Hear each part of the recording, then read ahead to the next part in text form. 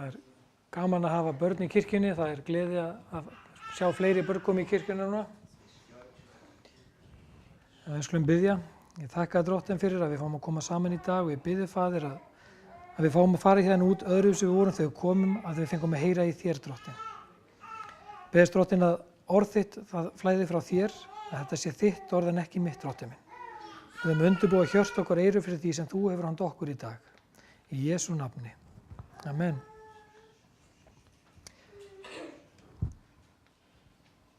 Það alltaf þessi barátta með er maður með rétt orðið eða ekki og mér fannst það ágætis staðfesting fyrir mig í dag þegar að Kristinn vitnaði í ritningarstaðinn áðan úr Efesusbréfinu og því að ég ætla að tala svolítið út frá því í dag líka. Og mér langar að tala þessa baráttu sem við eigum í og ef þið hugsið baráttu, hvaða baráttu? Ef við hugsum svoleiðis að þá komið tími til að bretta upp ermarnar. Því það sem ég ætla að tala það kann kannski hljóma smá ógnvænlega á köflum, en ég vona að við verðum einnig uppörfuð að því. Því að við eigum nefnilega í baráttu, ekki við menn af holdi og blóði, heldur við tignirnar á völdin, við heimsstjórna þessa myrkus, við andaveru vonskunnar í himingeimunum. Þannig komst Páll á orði í Efesusbréfinu, 7. kafla og 12. versi. Þegar ég les þetta, þá finnst mér þetta svolítið ógnvekjandi. Ég að berjast við eitthvað sem ég sé ekki. Óvinurinn hann ekki fyrir framan mig, ég ekki að berjast við hann beint, heldur hann ósýnilegur. Og hvernig í ósköpunum hægt að berjast við svona óvin? Páll hann bendur okkur á það, hann segir okkur til dæmis í öðru Korintubréfi, 10. kafla og versi 3-6, þar bendir hann okkur á okkar vopnabúr. Þótt við lifum jarðnesku lífi, þá berjumst við ekki á jarðneskan hátt, því að vopnin sem við berjumst með eru ekki jarðnesk, heldur máttug vopn Guðs til að brjóta niður vígi. Við brjótum niður hugsmíðar og allt sem hreykir sér gegn þekkingun á Guði og hertökum hverja hugsun til hlýði við Krist. Og við erum þess albúnir að refsa sér hverju óhlýðni þegar hlýðni yðar fullkomin orðin. Við höfum aðgang á vopnabúri. Þannig að fyrst þá las ég við hvað við erum að berjast og svo með hverju. Og eins og mér fannst ógengilegt að lesa þetta að við sem að berjast eitthvað sem við sjáum ekki, þá uppfyrir það mig og gefur mig styrk að sjá að ég hef aðgang ekki bara réttu vopnunum til að berjast með, heldur líka aðgang að þeim sem sigraði heiminn. Og hann hefur allt vald á himni og jörðu. Okkar undirbúningur fyrir þessa baráttu, hann á því stað ein með sjálfum okkur og Guði og líka með trúbræðurum okkur og systrum í bæn. Við byggjum okkur upp og við undirbúum varnir og árásir í bænum okkar.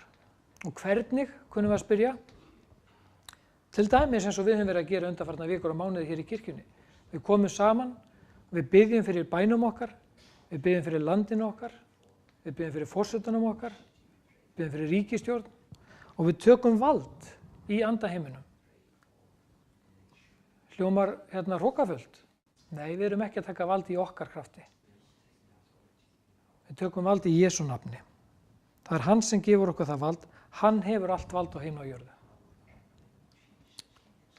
Og hann hefur þegar sigrað. Voru einhverju sem horfðu á leik Íslands og Englands á mánudaginn? Já, ótrúlegasta fólk. Heyrðu, ég gerði það líka. Ég þoli ekki fótbolta. Bara, ég gæti ekki verið minni áhuga maður fótbolta. Jú, það einn sem hefur minni áhuga, það Margrét, okkar vinkona sem í kvotinu núna. En ég satt sem líndur við þessum leik, kannski að því að kona mín ensk og ég þurfti að berjast við mámina þess, en kona mín var harðari stuðningsmaður Íslands heldur en ég líka við, En þegar ég horfði á hana leik, þá kom í huga mér að, þetta ekkert ósvipað og baráttan sem við eigum í. Og nú vil ég ekki líka englendingu við hinn illa eða svoleiðis, en í þessum leik að þá voru þeir liðið sem sótti hart á. Þeir voru í sókn, þeir sóttu hart að og við vorum að verjast. Og ég fór að velta fyrir mér þessari líkingu, við eigum í raunverulegu baráttu. Það sótt að okkur. Og það krefst þess að við séum undirbúin. Og þar komum við að því sem mér finnst vera kjarninn í þessu öllu. Þessar 93 mínútur, að þetta fór nú í framlengingu, þessar 93 mínútur sem liðin spiluðu, þar voru afrakstur þrotlausar þjálfunar í marga mánuði á undan. Hjá báðum liðum. Skulum ekki gleyma því. Óvinurinn, hann kemur ekki til leiksins óundirbúinn. Við megum ekki vera svo einföld að halda, við getum bara mætt og haldið að við getum bara skorað mark án þess að þurfa að fara í gegnum varnir óvinarins. Hann kemur vel undirbúinn. Hann hefur stúderað okkur og hann reynir að finna þessa veiku punktu og hann vill knésetja okkur á þessum veiku punktum. Þess vegna þurfum við að þjálfa okkur, við þurfum að koma okkur í form og við þurfum að undirbúa okkur fyrir leikinn. Málið reyndar að þetta engin leikur. Þetta fúlast alvara. Megum ekki gleyma því. En hvernig lítur okkar þjálfun þá út? Fyrir að fyrsta þurfum við átt okkur á því að við getum ekki sigrað því illa í eiginmætti. Það skref númer 1. Hins vegar þá okkur engin takmörk sett ef að Guð með okkur í liði. Og það góðu fréttirnar. Guð með okkur í liði, eða réttara sagt, við erum með Guði í liði. Og við gleymum þessu stundum. Við erum gleyma því og við förum út í eitthvað svona sólóferil, eitthvað svona Ronaldo. Þetta nú eina nafni sem ég veit úr boltanum sem ég kann. En Jesús sagði í Matthías Guðspjalli 28. kafla 18. versi: allt vald mér gefið á himni og á jörðu. Og ég held að þetta sé atriði sem við gleymum oft. Guð hefur allt vald og því hefur djöfullinn í raun ekkert vald annað en það sem við gefum honum færi á. Og hvað á ég með því? Jú, til dæmis, ef það kviknar hjá okkur hugsun að við séum ómöguleg eða einskisverð og við dveljum við þessa hugsun, þá gefum við djöflinu leyfi til að brjóta okkur niður. Gefum honum færi á okkur. Eða ef við horfum á eitthvað sem við ættum ekki vera að horfa á, þá gefum við djöflinum aðgang að huga okkar með því. Til að menga huga okkar með óguðlegum hugsunum. Þegar við áttum okkur á þessum atriðum, þá verður baráttan aðeins auðveldari. Hún verður ekki auðveld, alls ekki. Hún verður ögn léttari. Af því að djöfullinn, hann reynir að sannfæra okkur það að við séum einskis virði. Að við séum eina báti, engin trúi á okkur. Og að við höfum ekkert í hann. En það ekki satt. Af því að djöfullinn, hann uppspretta lygi. Í honum ekki til sannleikur. Sá sem í okkur, hann meiri en sá sem í heiminum. Þetta getum við lesið í 1. Jóhannesarbréfi, 4. kafla, 4. versi. Og ef við höfum tekið á móti Jesú sem okkar frelsara og við fylgjum honum, þá okkur í raun flestir vegir færir, svo fremur að við fylgjum vilja föðurins. Og djöfullinn, hann reynir að notfæra sér það sem þegar í hug okkar. Ef það að finna einhverja neikvæðan okkur sjálf, eða skömm yfir einhverju sem við gerðum einhvern tímann, þá mun djöfullinn nýta sér það til að brjóta okkur niður. En ef við höfum beðið Guð að fyrirgefa okkur það, og við trúum því að Guð hann fyrirgefur, þá verðum við að meðtaka þessa fyrirgefningu. Og við verðum að fyrirgefa okkur sjálfum og við verðum, og rétt eins og Guð, verðum við að henda þessu burt út í dýpstu myrkur, eða eins langt í austur og það frá vestrinu. Það það sem Guð hefur gert. Hann bankar ekki í öxlina á okkur og minnir okkur á eitthvað sem við höfum gert ef við höfum beðist fyrirgefningar á því.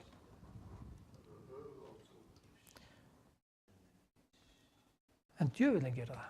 Hann reynir að minna okkur á. Hann reynir að pikka upp þetta sem við hafa búið að henda í burtu. En það ekki Guðs vilji.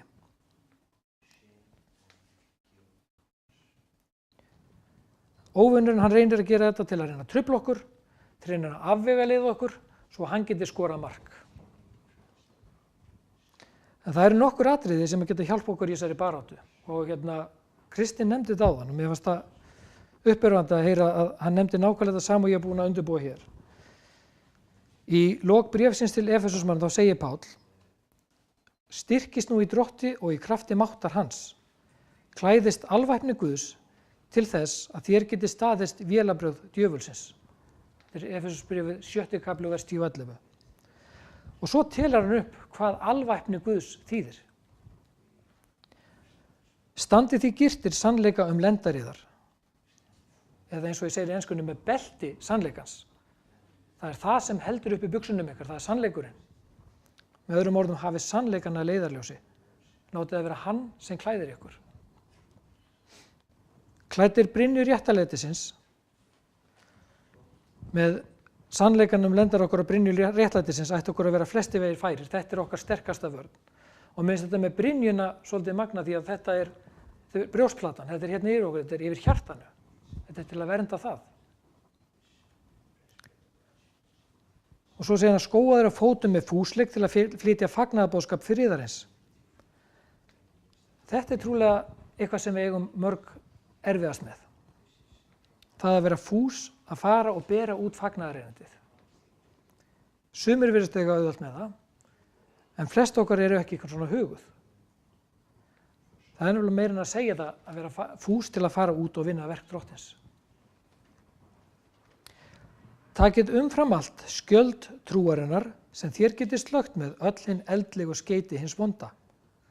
Þarna bætist enn í varnirnar okkar. Og mér finnst þetta rosalega góð myndlíking á trúnni, á krafti trúarinnar. Hún er okkar skjöldur. Og við getum notað hann til að slökkva öll eldleg skeyti óvinarins. Og mér finnst svo magnað, hérna er trúnni engin takmörk sett. Það er ekki sagt: taktu skjöld trúarinnar því að þú getur þá varist nokkrum skeytum eða sumum skeytum. Nei, það er sagt: hún getur slökkt öll hinn eldlegu skeyti óvinarins. Mér finnst þetta svolítið magnað. Hvar eru takmörkin þá? Þau eru í huga okkar. En með trúnaðarvopni þá getum við slökkt öll eldleg skeyti óvinarins. Öll eldleg skeyti. Takið við hjálmi hjálpræðisins. Þarna er í mínum huga komið okkur undur að taka við því sem að Kristur hefur gert fyrir okkur. Mér finnst þetta að vera myndlíkingu það og það er magnað að sjá þessu líkt í hjálm. Eitthvað sem fer yfir höfuð okkur og vera okkur. Og sverði andans sem er Guðs orð. Takið eftir, þetta er eina vopni sem er nefnt í þessari upptalningu. Og þegar við lítum þennan lista, sem Páll telur, þá tek ég eftir að fyrst nefna 2 atriði sem snúa beint að því hvernig við komum fram, það sé hvernig við klæðumst. Girt belti sannleikans, við erum brynju réttlætisins, og svo hvað við höfum til vernda búknum, eins og brynjuna og svo hjálminn. Svo nefnir hann fúsleikans að fara út, hvetur okkur til að tala um skjöldin, og allt þetta sem við erum að nefna, þetta mætti flokkveitir varnir, mætti flokkveitir varnir, og síðustu þá nefnir hann svo sverðið sem er Biblían, Guðs orð. Er það allt og sumt, geti eitthvað sagt? Já, það er allt og sumt. Þetta orð er meira en nóg. Það segir í Hebreabréfinu: því að orð Guðs er lifandi og kröftugt og beittar að hverju tvíeggjuðu sverði og smýgur inn í innstu fylgsni sálar og anda, liðamót og mergjar, það dæmir hugsanir og hugrenningar hjartans. Já, sverð andans er nóg. Þetta eina vopn er nóg.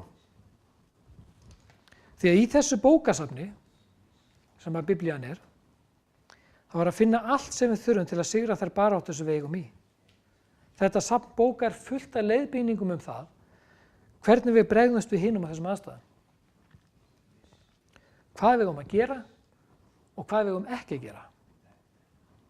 hvað Guð lítur velþóknunar augum á og hvað hann fyrirlítur. Einu megum við þó ekki gleyma. Guð elskar fólk. Guð hatar syndina og fyrirlítur hana og þá skiptir ekki máli hvað synd á í hlut. Guð hatar syndina, en hann elskar syndarann. Og þetta er atriði sem er svo oft misskilið og veldur trúlega hvað mestum deilum. Því að fólk hugsa þannig að ef að þú ert á móti hvernig þessi lifir eða hans lífstíl, þá ert á móti honum, þá hatar hann. Nei. Ég er á móti þessum lífstíl, ég hata þessa synd, en eins og Guð hefur sagt að gera þá elska ég þessa manneskju. Og ég trúi því að Guð, hann hvetji okkur til að gera sama og hann hvetji okkur til þess að hata syndina. Við eigum að hata syndina, en við eigum að elska syndarann. Sem betur fyrir að þá elskar Guð syndarann. Við getum nefnilega verið ósammála fólki án þess að hata það. Við þurfum ekki að vera sammála einhverjum þó við séum vinir. Ég held að við kristnir séum ágætis vinir en við erum ekkert alltaf sammála.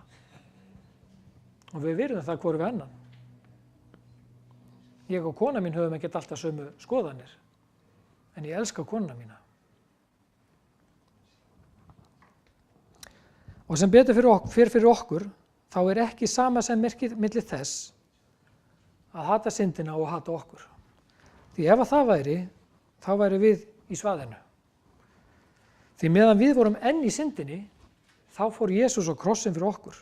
Eins og segir í Rómverjabréfinu 5:8, en Guð auðsýnir kærleika sinn til okkar í því að Kristur dó fyrir okkur þegar við vorum enn syndarar. Hann beið ekkert eftir að við verum búin að koma öll á hreint hjá okkur. Við þurfum ekki að koma öll á hreint hjá okkur til að fara til Jesú.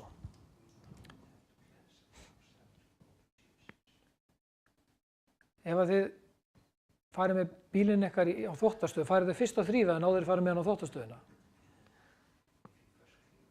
Ef þú ert að fara með fötið þín í hreinsun, byrjar á því að þvo þau og farið svo með þér í hreinsun. Nei. Við komum til Guðs eins og við erum. Hann hreinsar okkur. Það er hans blóð sem hreinsar. Ég vil hvetja ykkur öll til að undirbúa okkur, til að þjálfa okkur fyrir baráttuna. Hún er raunveruleg. Við erum að stúdera orð Guðs, við erum að eiga tíma með Guði og við þurfum að finna út hvar og hvernig hann vill að við berjumst. Fyrir hverjum og fyrir hverju við eigum að biðja. Og fara svo af stað, klædd alvæpni Guðs. Er það auðvelt? Nei. Guð lofaði því aldrei að það yrði auðvelt. En við sjáum bæði í Gamla testamentinu og Nýja testamentinu að Guð er með okkur, hann mun ekki yfirgefa okkur. Mér fannst það svo magnað að þetta er bæði í Gamla og Nýja. Þetta er ekki eitthvað bara á einu stað sem að Jesús nefndi þetta, nei. Þetta er á mörgum stöðum.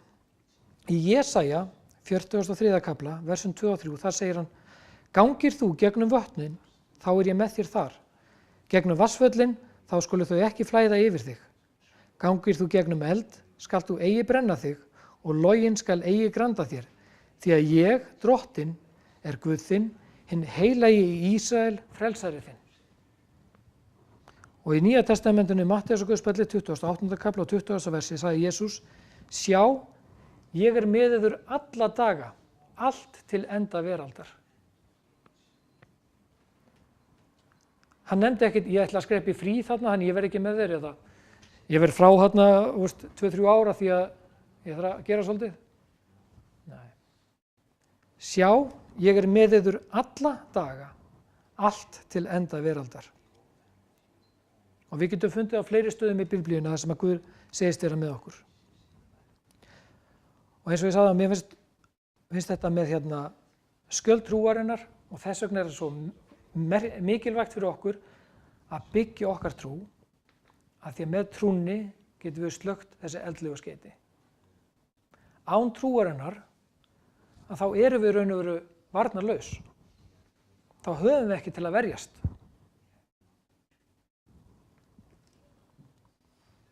Þá er bara engin vörn, þá er bara markið galopið. En með trúnni, þá getum við slökkt öll eldleg skeyti. Við getum varist öllu frá hinum illa. Og ég trúi því að þetta sé satt sem Páll sagði. Hann var ekki að segja þetta bara.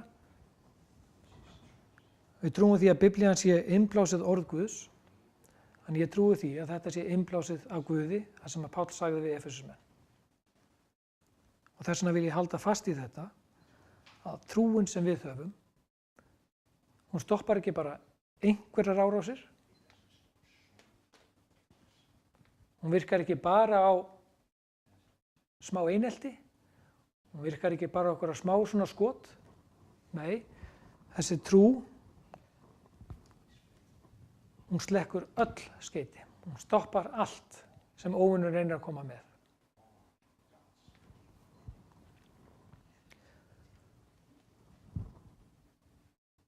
Og söndum því hnarreist og verum tilbúin í baráttuna. Íklædd alvæpni Guðs, vopnuð máttugum vopnum Guðs í baráttunni til að brjóta niður vígin. Við stöndum nefnilega ekki ein. Á bak við okkur er Guð. Við erum lítil. Ég er eins og lítill kettlingur, ég er hræddur við það sem ég þarf að takast á við. En á bak við mig er stórt ljón. Þannig ég get staðið frammi fyrir hverju sem er af því að ég er ekki einn.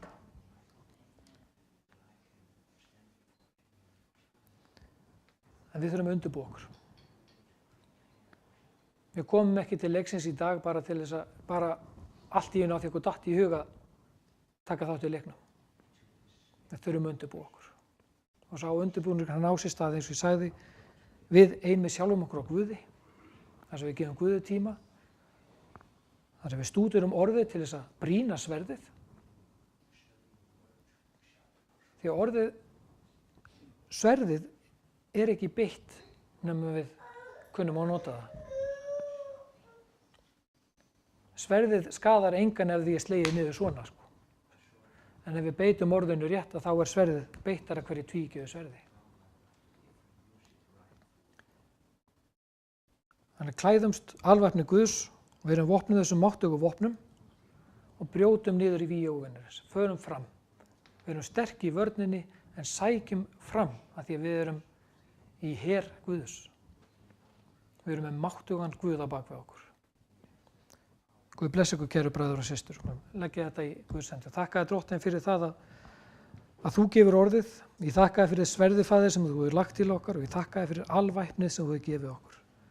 Við höfum að gefa okkur styrk Drottinn til þess að halda uppi sverðinu og til að halda uppi skildinum Drottinn.